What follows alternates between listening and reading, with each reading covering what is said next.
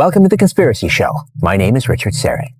What would you say if I told you that the Apollo space program, the lunar landing in 1969, the space shuttle program, were all window dressing, designed to distract the public? I'm talking about a level of technology that has no congressional oversight, no public scrutiny. There are a whole series of aircraft that the public has no idea that actually exist.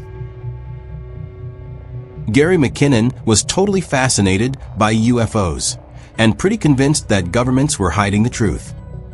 So in 2000, he decided to do some digging of his own. Being a skilled computer guy, he figured, why not poke around in US government systems? And apparently, what he found freaked out the US government so much. I was obsessed with UFOs. I was dying to find out the information. The internet was a real enabler for finding out information. It sparked a massive, decade-long legal battle. They spent 10 whole years trying to take him down. He was even facing up to 70 years in prison for doing this. So what exactly did Gary uncover that got the US government so worked up? Gary MacKinnon is truthful in that he did see files on secret space programs and UFO-related material.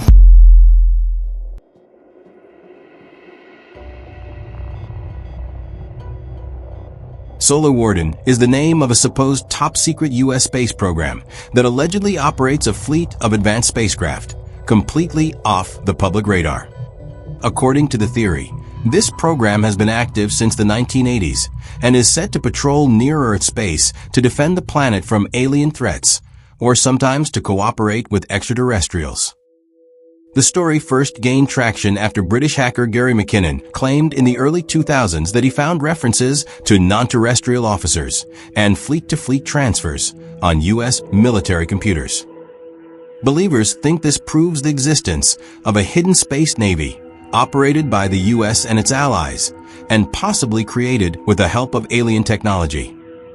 Some versions of the theory go even further, suggesting that Solar Warden is just one part of a larger interstellar alliance involving secret bases on the Moon and Mars, joint human-alien operations, and advanced propulsion systems far beyond anything we've seen publicly. Now, one thing we know is that all these circulate in the realm of conspiracies, and the government has never publicly accepted the existence of extraterrestrial beings in the first place. So, how do we know if this is actually true? The Roswell Incident, a crash that changed everything. Let's rewind to the summer of 1947. A rancher named Mac Brazel was out checking his property near Roswell, New Mexico, when he stumbled upon something strange in the desert. Metallic debris scattered across the ground, like nothing he'd ever seen before. It wasn't from a plane, and it definitely didn't look like it belonged to any weather balloon. So naturally, he contacted the local sheriff. Not long after, the military showed up. The U.S. Army Air Forces released a statement claiming they had recovered a flying disc. Yes, they actually used those words. The press went nuts. But just a day later, the story changed. They said it was just a weather balloon. Nothing to see here. Case closed. But was it? For decades, people have speculated that what really crashed in Roswell wasn't just some experimental balloon. It was a UFO. Some believe there were alien bodies recovered, and that the government whisked them away for secret autopsies and reverse engineering projects. This wasn't just a one-off moment. It became ground zero for the modern UFO conspiracy movement. Over the years, the official story has shifted. In the 90s, the government admitted it was part of a top-secret project called Mogul, designed to detect Soviet nuclear tests. Sounds convenient, right? But UFO researchers weren't buying it.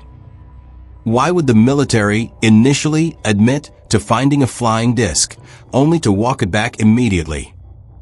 And why did witnesses, including former military personnel, later claim to have seen alien-looking beings? Roger Ramey and Jesse Marcel, 2 out of 3 of those went on the record on camera, said the original story was true. That was the balloon story was a cover-up. That one crash site in New Mexico lit the fuse for decades of speculation. But what if Roswell wasn't the end of the story? What if it was just the beginning? Solar Warden, the alleged secret space force. Fast forward a few decades. It's the early 2000s, and a British hacker named Gary MacKinnon is poking around U.S. military and NASA computers. What he claims to have found is jaw-dropping. Files referencing non-terrestrial officers, fleet-to-fleet transfers, and logs of ships with names that didn't match any known Navy vessels. This led to the theory of Solar Warden, a secret space fleet allegedly run by the U.S. with help from allies to patrol our solar system. Think of Star Trek, but top secret. Supporters claim Solar Warden has been active since the 1980s and was built using reverse-engineered alien tech, possibly recovered from incidents like Roswell.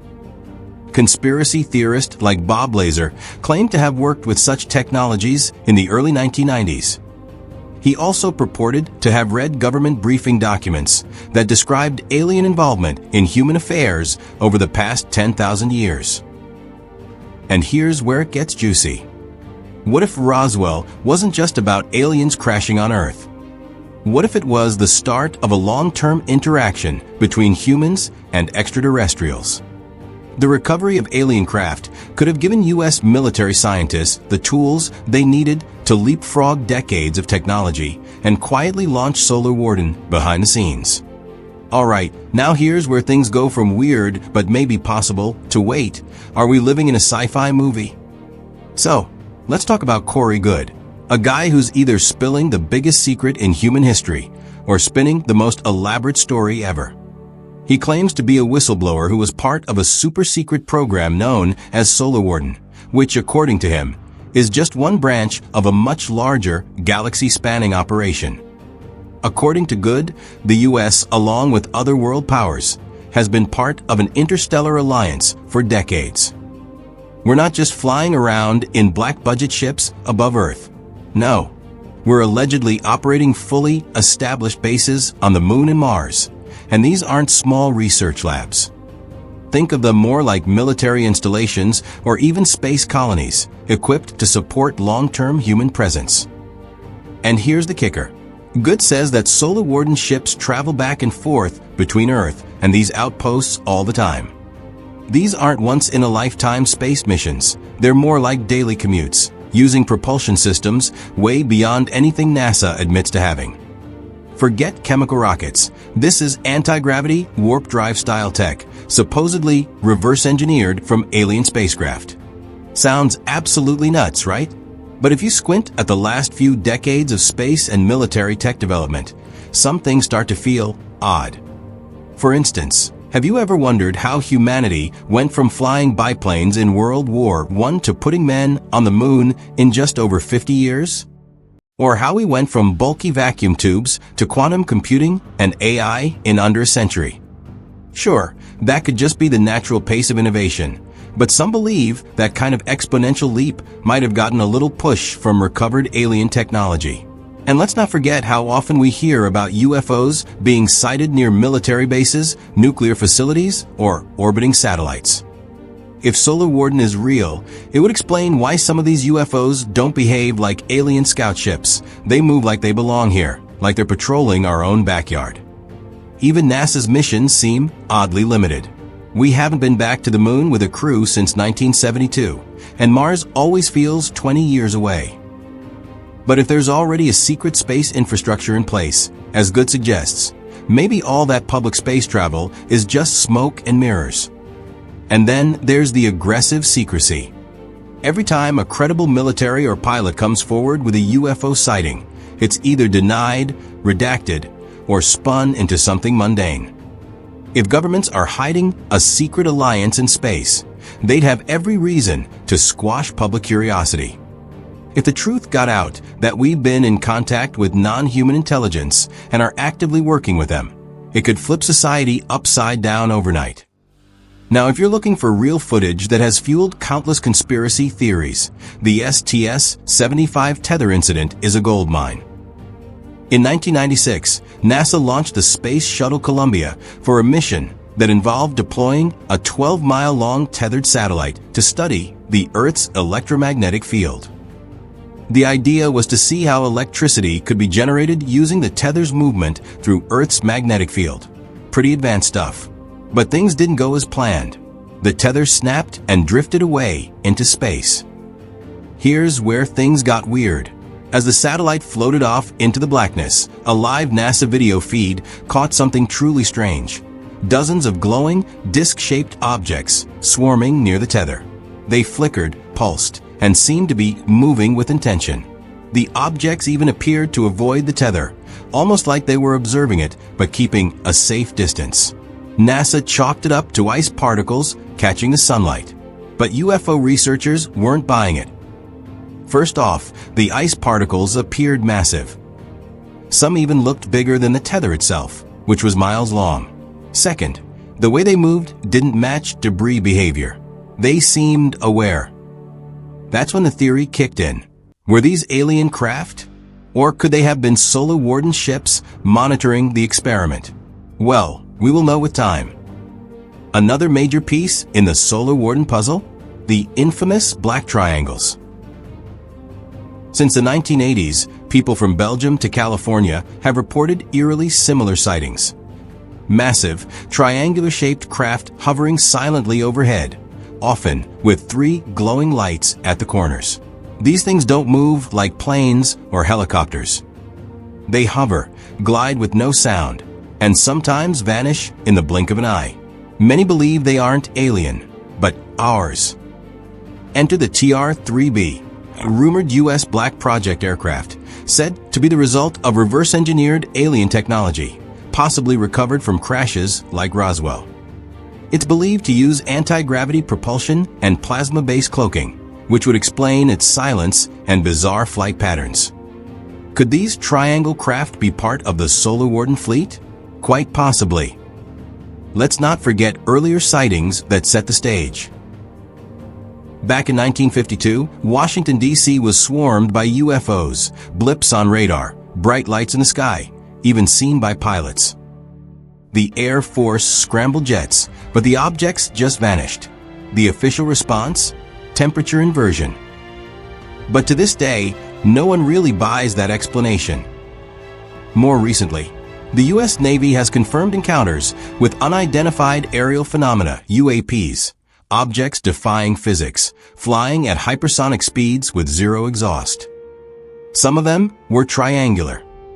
In 2019, leaked military footage showed a triangle-shaped craft blinking in infrared over a Navy ship.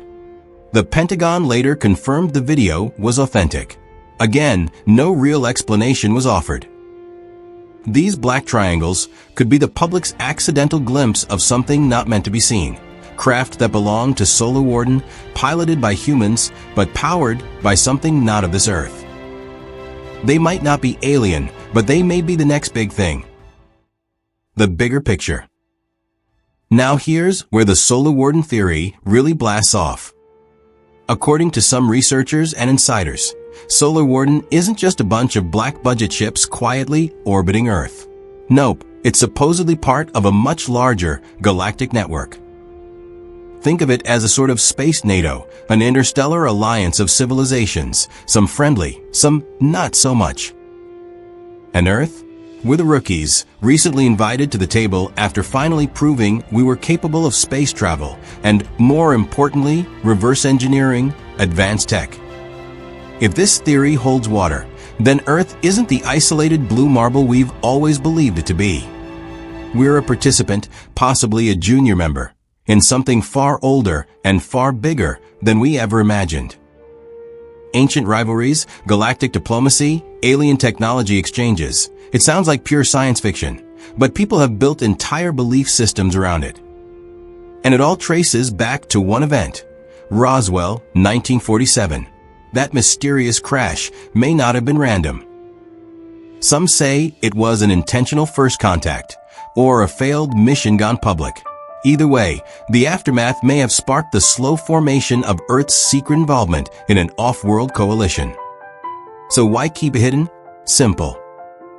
If governments came out tomorrow and said, "Hey, aliens are real," We've been working with them. Also, there's a war in space. People would lose their minds. Religion, science, politics, it would all be turned upside down. So, instead of risking total chaos, maybe they chose silence, denials, weather balloons, redirects. But every now and then, between leaked documents, weird sightings, and whistleblower claims, a piece slips through. And suddenly, Solar Warden doesn't sound quite so crazy after all. So what's true and what's not? Debunking popular claims. The whole story started with Gary MacKinnon. In the early 2000s, British Systems Administrator Gary MacKinnon became infamous for hacking into 97 U.S. government computers, including NASA and military systems. His goal? To uncover hidden information about UFOs and free energy technology. He believed the U.S. was covering up proof of extraterrestrial contact. In his own words, Gary claimed to have found a spreadsheet labeled non-terrestrial officers, lists of ship-to-ship transfers, and references to secret space fleets. There were a lot of text files that had lists of places, installations, military bases, Air Force bases, Navy sites, NASA sites. So there was a lot to go through. But I did find a goldmine of information. UFO communities quickly linked his claims to Solar Warden, the rumored secret space program. But let's step back. Gary never produced screenshots, logs, or physical evidence of these files, just personal testimony. U.S. prosecutors argued his hacks caused over $700,000 in damages, but no classified UFO materials were ever released or confirmed. In 2012, the UK blocked his extradition due to health concerns, not lack of evidence.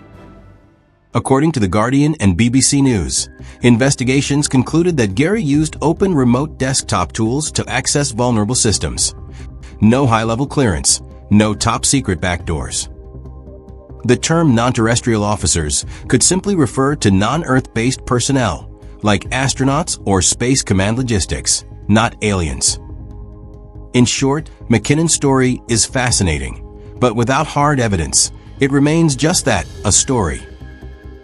Now Corey Goode, whistleblower or sci-fi storyteller. Corey Goode rose to fame in the mid-2010s, claiming to be an insider who had spent 20 years in the Solar Warden program, a top-secret space fleet allegedly tasked with protecting Earth from extraterrestrial threats. He said he worked with interstellar councils, served aboard spacecraft, and even visited Mars and the Moon. But there's a serious problem. None of it is verifiable. Goode has never provided documentation, photos, or witnesses to confirm his service. There are no military records showing he ever worked in a classified aerospace role, let alone in space. In fact, court documents from a 2022 lawsuit, where he attempted to copyright terms like 20 and back and Blue Avians, revealed that Goode admitted under oath that his stories were products of creative imagination, rather than literal truth. He also partnered with Gaia TV, a streaming platform known for promoting fringe theories, where his claims were treated more like entertainment than journalism. Other supposed insiders, such as Jason Rice, have come forward with nearly identical stories, suggesting a pattern of imitation rather than confirmation. In short, Goode presents no credible evidence, just anecdotal accounts laced with elaborate mythology, while captivating. His narrative lacks the verifiable substance needed to support claims about Solar Warden or human-alien alliances. Concerning reports of UFOs sightings across the globe, there's nothing to debunk, because even the government have documented these sightings. Though they don't have anything to say about them, they call them UAPs or unidentified area phenomena. So that's it. Whatever might be the case, leave your thought in the comments section below. And don't forget to like and subscribe.